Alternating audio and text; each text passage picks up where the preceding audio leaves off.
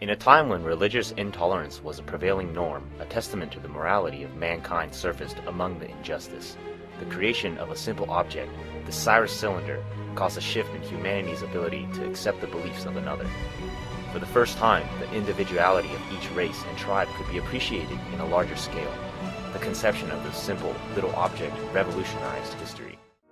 The Cyrus cylinder was unearthed by archaeologist Hormuz Rassam on behalf of the British Museum in the March of 1879. Found in the Marduk Temple of Babylon, this baked clay barrel-shaped cylinder dates back to about 539 BC, during the height of the Persian Empire. But only recently in 2010 did the British Museum actually identify this object as the Cyrus cylinder. Slightly smaller than the size of a standard American football, the cylinder is covered in dense Akkadian cuneiform, the earliest attested Semitic language. Unfortunately, the cylinder was not found in one whole piece. It was actually excavated in several fragments due to years of deterioration under the earth. As of today, 45 lines have been more or less translated from the original cuneiform text. These translations offer us insight into the time around the creation of the Cyrus cylinder, but in order to fully grasp the importance of the event, we must travel 2,600 years into the past. In 549 BC, Cyrus the Great, the founder of the Persian Empire, had already conquered much of the Near East. By the age of 50, Cyrus had, against all odds, captured the lands of the Medes, the lands of the Lydians, and most of Western Asia Minor. He had successfully created a vast empire that sharply contrasted with his humbler beginnings, but even then he wasn't finished. Following his conquest of Lydia in 545 BC, Cyrus the Great began his pursuit of the Neo-Babylonian Empire, the last piece for Cyrus's domination of the entire region.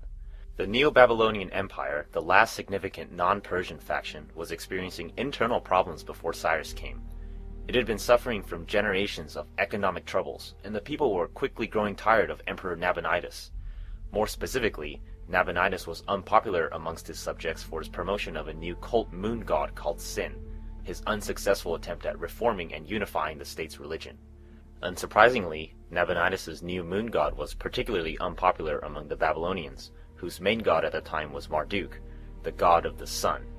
Aside from the religious disagreement, Nabonidus had been absent from Babylon for 10 years, further alienating him from his people. All of these problems helped make Cyrus's capture of Babylon a little bit easier.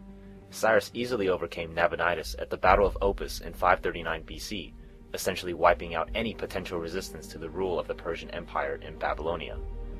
Amazingly though, what Cyrus did at this point greatly contrasted with what rulers usually did to newly conquered cities, which we know about thanks to the Cyrus cylinder as well as the Hebrew Bible. Instead of imposing Persian culture, Cyrus promised religious tolerance for all and even financed the reconstruction of some Jewish temples from the imperial coffers. Instead of enslaving the conquered people, Cyrus freed the slaves. As a clever political move, the most likely Zoroastrian Cyrus temporarily put aside his personal religion to appease the Babylonian people through his acceptance of Marduk.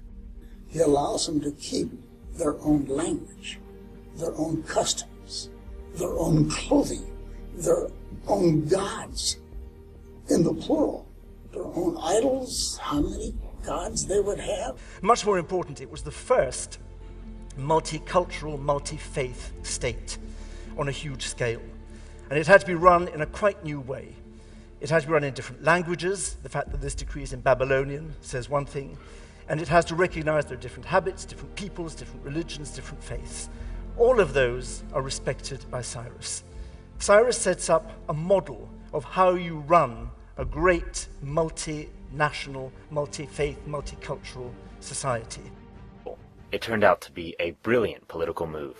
Cyrus easily transitioned to the Babylonian throne because from the people's viewpoint, the ruler seemed to be a Babylonian, or at least in the publicity sense. This tolerant attitude greatly reduced incentives for rebellions from his subject states, allowing the Persian Empire to last another 200 years even after the death of Cyrus. In particular, this tolerance was favorable to the oppressed Jews of Babylon.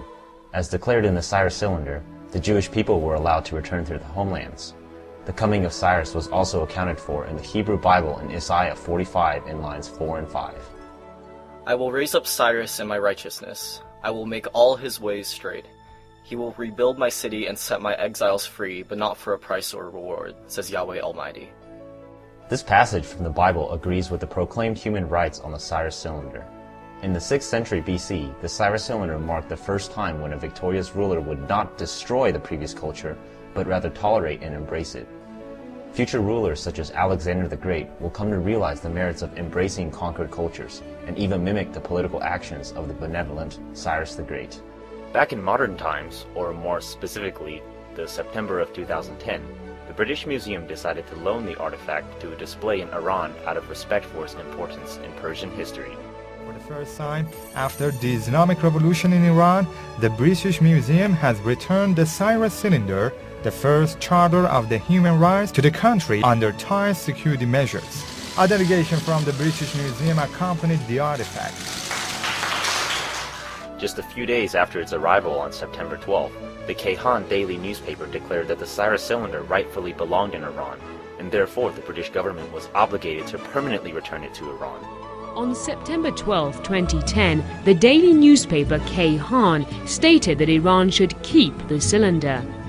The paper asked the question whether it was not true that the cylinder belonged to Iran and that the British government stole this valuable and ancient object that belonged to the country.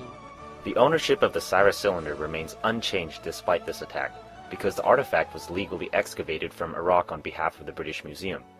Nevertheless, the British Museum decided to extend the stay of the Cyrus cylinder in Iran by another 4 months, finally returning back to Britain in April of 2011.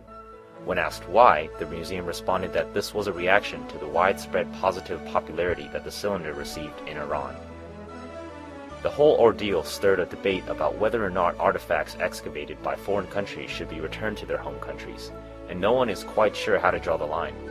In 2007, the United Nations banned trade in cultural artifacts, but this doesn't really apply to the Cyrus cylinder because it was excavated and settled in a museum even before the 20th century.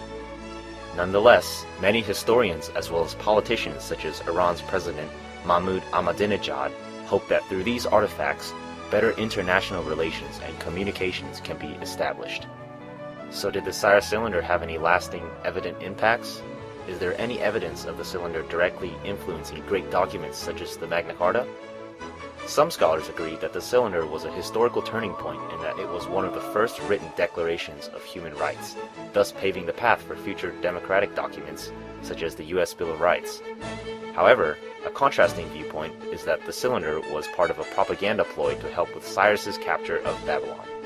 He was presenting himself as the ideal Babylonian ruler, although guess what? He was a Babylonian and he wasn't as firmly in control as he would later be. So I don't know that he would say it's propaganda, but it is. By declaring that Marduk supported Cyrus's taking over of Babylon and discrediting the impious Nabonidus, the Cyrus cylinder raises Cyrus above the previous Babylonian king with much conviction. Specifically, 2 lines are chiefly referenced in scholarly arguments that the cylinder was propaganda. Line 17 states, He had him enter without fighting or battle right into Shuana. He saved his city Babylon from hardship. He handed over to him Nabonidus, the king who did not fear him. Another example is line 26, which states, I soothed their weariness. I freed them from their bonds. Marduk, the great lord, rejoiced at my good deeds. But despite these 2 lines, there are still some scholars that strongly believe the cylinder to be much more than just propaganda. According to Rudolf Sibbert's Manifesto of the Critical Theory of Society and Religion, Cyrus prevented the oppression of his subjects, penalized any such oppressors, and promised never to take property by force or without compensation. Sibbert believes the charter to be so strongly founded that it's even religiously and ethically superior to the Human Rights Manifesto issued by the French revolutionaries in 1789. As Sibbert argues, even if the cylinder was directed at promoting public relations, Cyrus nevertheless followed through with the written protection of basic human rights, and thus verifies the Cyrus cylinder as the first written declaration of human rights. Ultimately, it doesn't really make a significant difference if the Cyrus cylinder was created to promote the acceptance of Cyrus's rule over Babylon. In either case, the inscriptions on the cylinder promise key human rights to all the people of Babylon, nobles, peasants, and even slaves. Moreover, Cyrus was able to follow through on these promises as detailed in the Cyrus cylinder, as well as certain excerpts from the Hebrew Bible. In this way, the Cyrus cylinder pioneered the notion of religious freedom, property rights, and anti-slavery rights for all human beings during the 6th century BC.